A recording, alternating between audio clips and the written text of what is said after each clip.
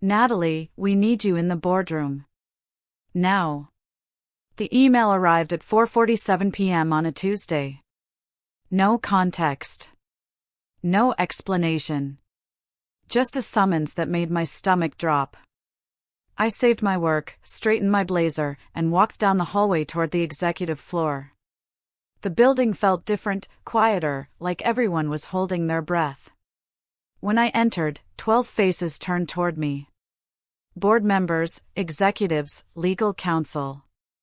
All seated. No empty chair for me. I stood at the threshold while they stared. "Close the door," ordered Vincent Kane, the CEO. His voice carried an edge I'd never heard before. I closed it. "Someone leaked confidential financial documents to the press," he continued, sliding a newspaper across the table. The headline screamed about accounting irregularities at CoreTech Industries. My company. My home for 9 years. "The leak came from someone with deep access," Vincent said, eyes locked on mine. Someone trusted. The room felt smaller suddenly. My pulse quickened, but I kept my face neutral. "Someone like you," he finished. The accusation hung in the air like smoke. I should have defended myself immediately. Should have demanded evidence, called for fairness, raised my voice. Instead, I did what I'd always done, stayed calm, stayed professional. "I didn't leak anything," I said quietly. "Then explain how internal documents appeared in print," snapped Veronica Nash, the CFO. Her tone was sharp enough to cut glass. "I can't explain what I didn't do." Wrong answer. I saw it in their faces. My restraint looked like guilt. My composure became evidence of calculation. Every year I'd spent being the steady one, the reliable one, was now working against me. "We're launching a full investigation," Vincent announced. "You're suspended effective immediately. Security will escort you out. Don't discuss this with anyone." But That's all, Natalie. I stood there for 3 seconds that felt like 3 hours. Then I turned and walked out. 2 security guards materialized in the hallway, flanking me like I was dangerous. My silence had just sealed my fate. By morning, everyone knew. The investigation wasn't confidential, it was theater. Colleagues who'd borrowed my notes, asked for advice, celebrated my promotions, now avoided eye contact in the parking lot. Adrian Wells, my closest work friend, actually crossed the street when he saw me approaching. Just changed direction without a word, like I was contagious. The company issued a statement: "We take these allegations seriously and are cooperating fully with investigators." They didn't name me, but everyone knew. In a building of 200 employees, secrets lasted about 15 minutes. My phone buzzed constantly. Texts from my sister, "Are you okay?" Calls from my mom, "What's happening?" Messages from former colleagues, "I'm sure this is a misunderstanding." But nobody from CoreTech reached out. Not one executive. Not one board member. The people I'd worked beside for nearly a decade had decided I was guilty before any investigation even began. I sat in my apartment, watching my reputation crumble in real time, knowing that defending myself now would only make things worse. I thought back to my first week at CoreTech. I was 26, fresh from graduate school, overwhelmed by the pace and complexity. Vincent had seemed different then, approachable, genuine. "We value integrity here," he'd said during orientation. "We build trust, and we protect each other." I'd believed him completely. When mistakes happened, I'd covered them quietly. When deadlines seemed impossible, I'd worked weekends to make them possible. When credit was distributed, I'd smiled and said, it was a team effort, even when I'd done the heavy lifting alone. 3 years ago, a major client presentation had fallen apart the night before. The data analysis was wrong, completely backwards. Vincent had panicked. I'd stayed until 3 a.m. rebuilding everything from scratch, making him look brilliant. He'd thanked me privately, then presented the work as his own vision publicly. I hadn't minded. That's who I was. The person who made things work without needing applause. Now I realized that invisibility had made me the perfect target. The pattern had been obvious once I'd started noticing. Senior leadership made mistakes, miscalculations, missed deadlines, questionable decisions, and I cleaned them up. 2 years ago, Veronica had accidentally approved vendor payments twice, draining the quarterly budget by 40%. I'd quietly restructured expenditures, moved money from discretionary accounts, and made the numbers work. She'd never acknowledged it publicly, but I'd received a decent bonus that year. Last summer, Vincent had promised a client features our software couldn't deliver. Rather than admit the error, he'd turned to me. "Fix this," he'd said simply. I'd worked with the development team for 6 weeks straight, creating workarounds and patches that technically delivered what was promised, even if it wasn't elegant.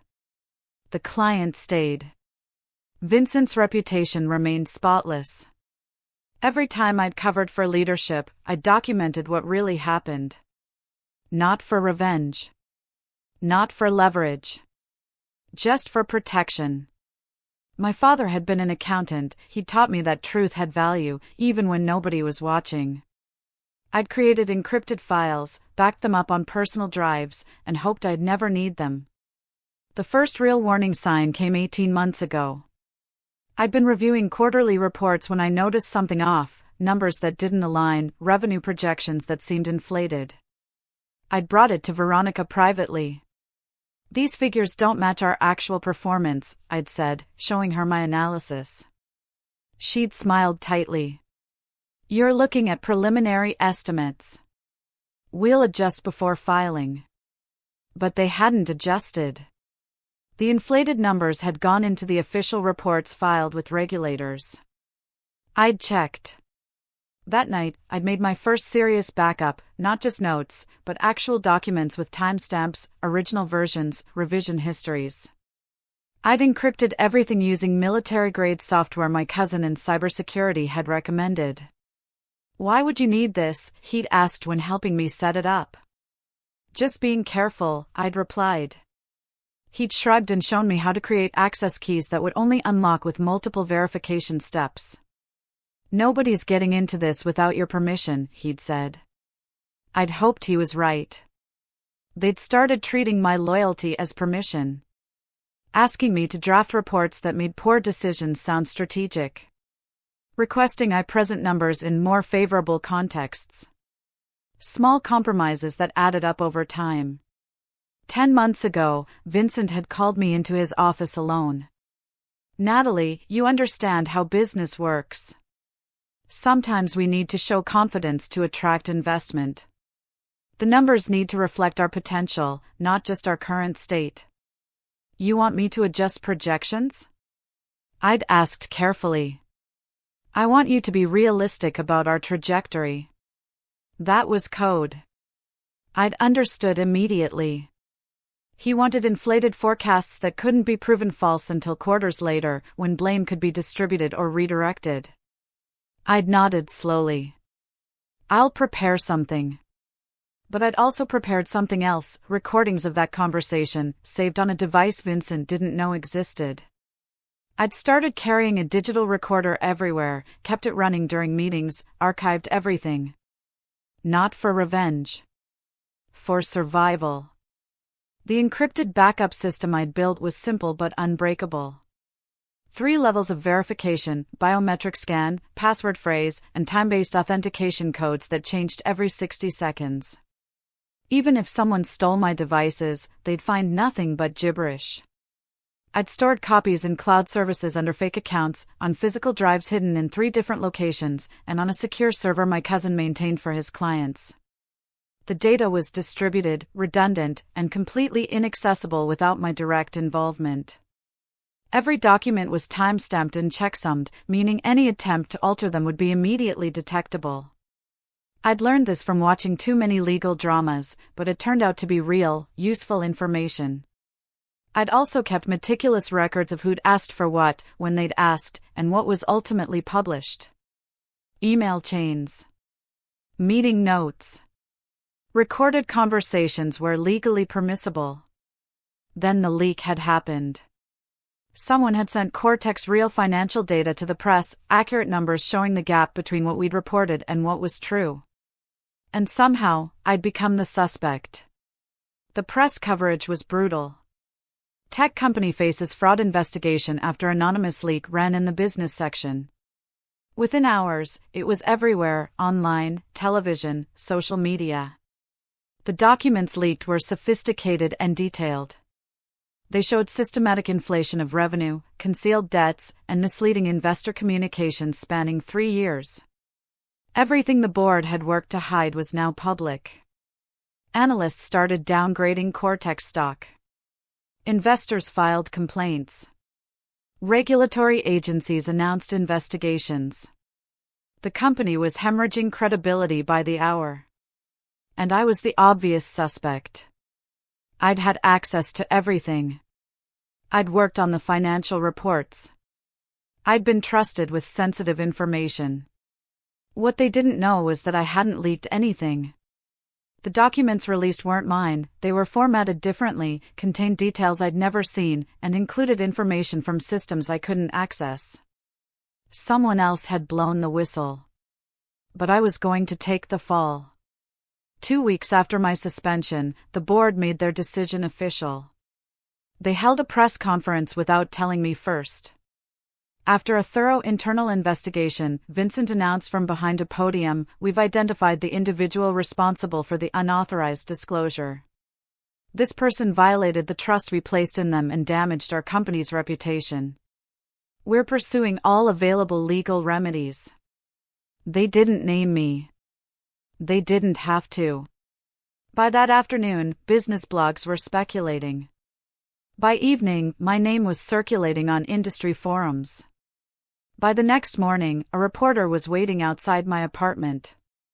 "Natalie Hughes, do you have any comment on Cortex accusations?" I'd kept walking, saying nothing. But my face, caught on camera looking exhausted and defeated, became the image attached to every article. Termination papers arrived by courier that afternoon. Effective immediately. No severance beyond what was legally required. A legal letter threatening further action if I disclosed confidential information.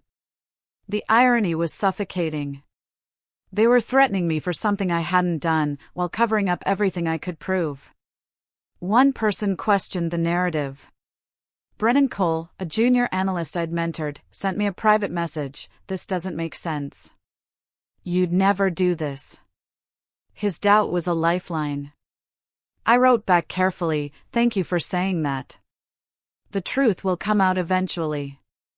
He responded, "I'm going to tell them you couldn't have accessed some of those leaked files. Your clearance didn't cover those systems." I felt a flicker of hope. Finally, someone was thinking critically. But 3 days later, Brennan sent another message. They told me to drop it. Said raising doubts makes me look suspicious too. I'm sorry, Natalie.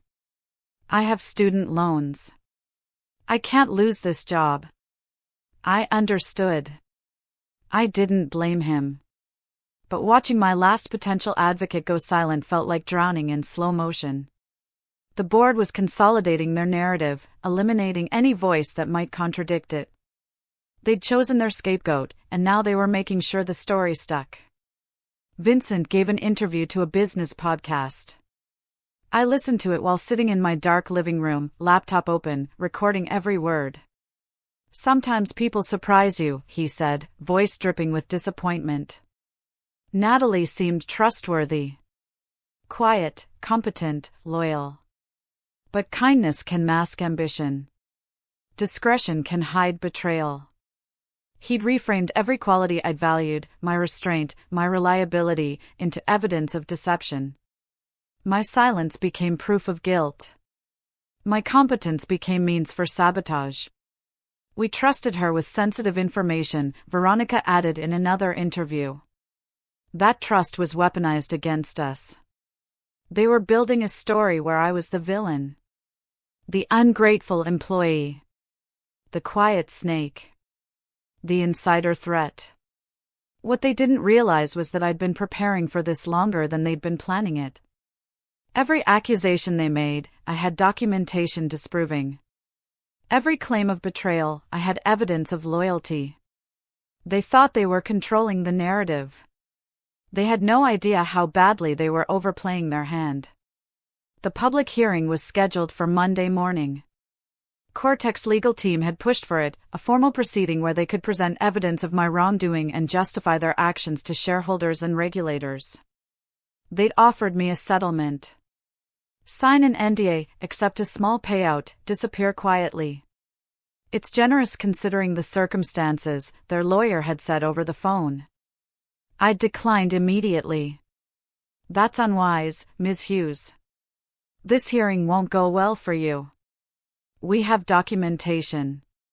Testimony. A clear timeline. Taking this to a public forum will only make things worse. Then I'll see you Monday, I'd replied and hung up.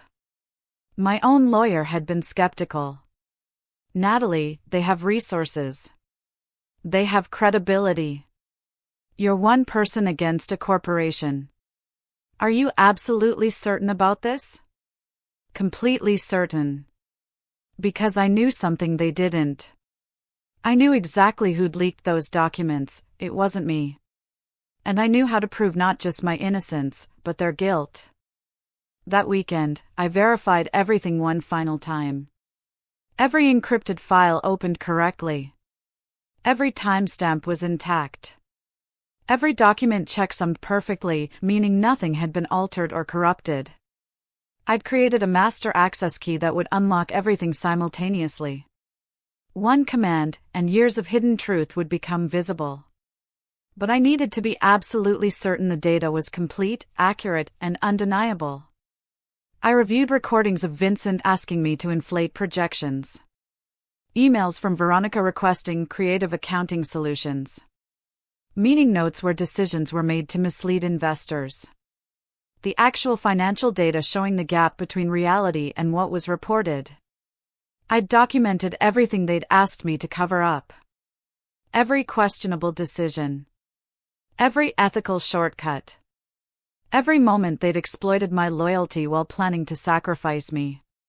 My hands didn't shake as I prepared the presentation. My voice didn't waver as I practiced explaining the encryption. I felt calm, calmer than I'd felt in months. Monday morning, I'd walk into that hearing and let them finish their performance. Then I'd show them what truth looked like. The hearing room was packed. Board members sat at a long table facing forward. Shareholders filled the back rows. Reporters lined the walls with cameras and recorders. I sat alone at a small desk to the side, positioned like a defendant. Vincent opened with remarks about transparency and accountability. Cortex has always valued integrity. When that integrity is violated, we respond decisively. Veronica presented timelines showing my access to leaked documents. Ms. Hughes had unrestricted access to sensitive financial systems. She worked late nights alone in the office. She had motive, a perceived lack of recognition for her contributions. They'd built their case carefully. Each piece of circumstantial evidence stacked neatly. Access plus opportunity plus manufactured motive equaled guilt. We're not here to destroy anyone's career, Vincent said with practiced sympathy. We're here to protect this company and restore trust. The implication was clear: admit guilt, accept responsibility, make this easy. But I sat silent, making notes, watching them overcommit. Every claim they made was another nail they didn't realize they were hammering into their own coffin. Ms. Hughes, would you like to respond to these allegations? The mediator asked. He was a neutral third party hired to oversee the proceedings. Not yet, I replied calmly. I'd like them to finish presenting their case completely. Vincent looked momentarily confused. Most guilty people interrupted, denied, deflected. My patience looked like either defeat or strategy, and he couldn't tell which. Very well, Vincent continued, gaining confidence. We have testimony from IT that Ms. Hughes accessed restricted files during off hours. We have evidence she created unauthorized backups of sensitive data. We have. I'd like to clarify something, I interrupted finally. You're saying I accessed restricted files I wasn't authorized to access? Correct, Veronica confirmed. And you have logs proving this? We do. Please present them. They exchanged glances. This wasn't in their script. But they had IT pull up access logs on the projection screen.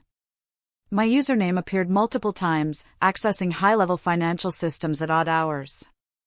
Thank you, I said simply. Please continue. They proceeded to detail the unauthorized backups, the encrypted files found on my work computer, the suspicious behavior patterns. With each revelation, the room's atmosphere grew heavier. I looked guilty. I'd let them finish completely. I needed them to commit fully to every claim before I dismantled them. When they finally concluded, I stood slowly. I'd like to present some information for the record. Ms. Hughes, this isn't a trial, Vincent started. We've already. You've presented circumstantial evidence, I cut him off. Now I'll present facts. I opened my laptop, connected it to the projector. The access logs you showed are real.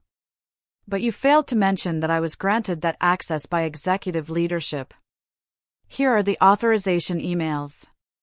Documents appeared on screen, dated correspondence showing Vincent and Veronica explicitly granting me expanded access to prepare confidential reports. The same access they were now calling unauthorized. The backups you mentioned were created at your request. Here's the policy memo from IT requiring critical data redundancy. And here's my compliance checklist, signed by your own security team. More documents. Everything stamped, dated, verified. You're correct that I encrypted files. But the files I encrypted were my personal work notes, which is my legal right. The leaked documents came from systems I never accessed. Here's the IT infrastructure map showing where those files originated. The map clearly showed security levels I'd never been granted. The room had gone very quiet. Those files could have been forged, Veronica said quickly. Anyone can create fake documentation. You're absolutely right, I agreed. That's why everything I'm presenting is cryptographically verified. Each document has a unique hash, a digital fingerprint. Any alteration changes that fingerprint. These documents are timestamped by independent third-party services. They can't be faked. I walked them through the encryption process. How checksums worked. How blockchain timestamping created unforgeable records. How independent verification services had been archiving my documentation for 2 years. Everything I'm showing you has been verified by external auditors. The timestamps can't be altered. The content can't be changed. What you're seeing is exactly what existed at the moment it was created. A lawyer in the back stood up. May I examine the verification protocols? Of course. For 15 minutes, technical experts reviewed my methodology. The encryption was legitimate. The timestamps were real. The verification was sound. Finally, the lead auditor spoke. This documentation is authentic. It hasn't been altered. Vincent's face had gone pale. Now I'd like to address the actual leak, I said, pulling up a new set of files. The documents that appeared in the press weren't mine. Here's a comparison. Side by side on the screen, the leaked documents versus my actual work. Different formatting. Different file metadata. Different sources. The leaked materials came from the executive financial system, one I never accessed. But I did document who did access those systems irregularly. Here are the real access logs. New logs appeared. Different usernames. Executive-level accounts accessing sensitive files, downloading them to external drives, leaving digital footprints everywhere. Someone leaked those documents. But it wasn't me. And I can prove who had both access and motive. I displayed more evidence, communications between executives discussing how to handle regulatory scrutiny, plans to create a scapegoat if investigations intensified, lists of expendable employees with my name circled. You didn't choose me because you thought I was guilty, I said quietly. You chose me because you thought I'd be easy to blame. A board member I'd never met stood abruptly. Are you accusing this leadership team of framing you? I'm presenting facts. You can draw your own conclusions. Then Brennan stood up from the back of the room. I hadn't known he was there. She's telling the truth, he said, voice shaking slightly. I was asked to falsify access logs to make it look like Natalie had access systems she never touched. I refused initially, but they said it was just for internal investigation purposes. Every head turned toward him. I have the original logs. The real ones. They're different from what was presented today. I kept copies because it felt wrong. He pulled out his phone, sent files to the mediator's email. You can verify the timestamps. These are from our IT server, pulled before any alterations were made. Veronica stood furiously. This is a coordinated attack. It's testimony, the mediator interrupted. From your own employee, contradicting your official documentation. Another voice spoke up, a woman I recognized from accounting. I was also asked to adjust records. I did it because I was told it was standard procedure during investigations. But the adjustments made Natalie look guilty of things I knew she hadn't done. The dominoes were falling faster than anyone could stop them. I loaded the final layer of evidence. The most damning pieces. For 2 years, I documented everything leadership asked me to do. Every financial irregularity. Every misleading report. Every instruction to inflate numbers or hide problems. The screen filled with communications. Audio recordings played through the speakers, Vincent's voice clearly instructing me to adjust projections to reflect growth potential. Veronica discussing how to present expenses more favorably to investors. I covered your mistakes because I believed I was protecting the company. But you weren't making mistakes, you were deliberately misleading investors, regulators, and shareholders. The leak that started all this exposed your fraud. And rather than take responsibility, you blamed me. I let the recordings play. Meeting after meeting. Decision after decision. A systematic pattern of deception spanning years. Everything you accused me of, the betrayal, the deception, the abuse of trust, you did to shareholders, to employees, to the public. And when someone exposed it, you tried to destroy me to save yourselves. Vincent slumped in his chair. Veronica looked like she wanted to run. The board members were frantically conferring with lawyers. The mediator spoke carefully. This is now a matter requiring immediate regulatory review. This hearing is suspended pending criminal investigation. The next week moved like a controlled avalanche. The board launched an emergency session, but it was too late. Federal investigators had seized Cortex financial records. External auditors were reviewing everything. The media coverage shifted from my alleged betrayal to corporate fraud. Vincent resigned on Wednesday. His statement was brief, filled with corporate language about taking responsibility without actually admitting fault. But everyone knew. Veronica was terminated by Friday. The press release cited irregularities in financial oversight. 3 other executives followed. Shareholder lawsuits were filed. Regulatory fines were announced. The company's stock, already damaged by the original leak, cratered completely. I watched from my apartment as the truth spread through the industry. My phone rang constantly, former colleagues apologizing, reporters requesting interviews, lawyers discussing potential civil suits against the executives who'd tried to frame me. Adrian, who'd crossed the street to avoid me, sent a message, "I'm so sorry. I should have trusted you." I didn't respond. Some betrayals earned forgiveness. Others just earned acknowledgement.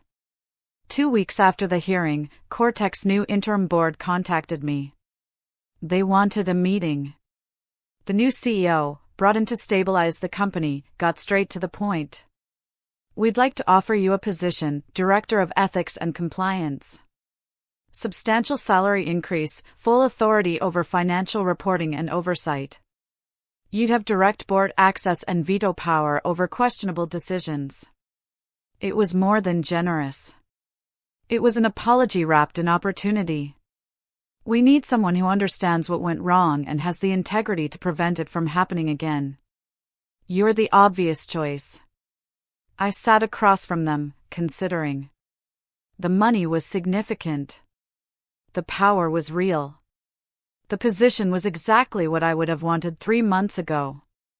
"I appreciate the offer," I said slowly. "Can I have a few days to think about it?" "Of course. Take whatever time you need." I left the building knowing I'd already made my decision. I just needed to be certain. 3 days later, I returned to Cortex for the final time. Same conference room where I'd been accused. Same table. Different people. "Thank you for the offer," I said clearly. "But I'm declining." Surprise registered on their faces. "May we ask why?" "The terms are negotiable if..." "It's not about terms," I interrupted gently. "It's about trust. You're asking me to fix a system that tried to destroy me. You want my integrity to rebuild yours. But my integrity isn't for sale." I'd spent 2 years protecting myself because I couldn't trust leadership. I didn't want to spend more years looking over my shoulder, wondering when the next crisis would require another scapegoat. "I'm starting a consulting firm. I'll help companies build ethical financial systems and create real transparency. But I won't do it from inside a broken structure trying to repair itself with the same boards, same investors, same pressures that created the problems." I stood, shook hands politely, and walked out of Cortex for the last time. My ID badge went into their security drop box. My access credentials were deactivated. My connection to that chapter closed completely. 6 months later, my consulting firm had 12 clients. Companies that wanted to avoid becoming the next Cortex. Organizations that understood transparency was cheaper than scandal. I worked from a small office with 2 employees, both people I trusted completely. No corporate politics. No board games. No covering for executives who'd sacrifice me when convenient. Brennan joined my team. The woman from accounting did too. We built something honest. Sometimes I looked at the framed headline on my office wall, "Corporate Fraud Exposed by Whistleblower, Former Employee Exonerated." Below it, I'd mounted the original accusatory email from Vincent. "We need you in the boardroom. Now." That email had tried to end my career. Instead, it had freed me to build something better. The encrypted files that saved me remained locked, backed up in multiple secure locations. I'd probably never need them again. But they existed as proof that truth, properly documented and protected, was more powerful than any corporate narrative. I'd been blamed for exposing corruption I hadn't exposed. Accused of betraying trust I'd never violated. Targeted for destruction by people I'd protected for years. But I'd walked away intact. Stronger. Free. Sometimes the best ending isn't getting your old life back. It's realizing you never wanted it in the first place.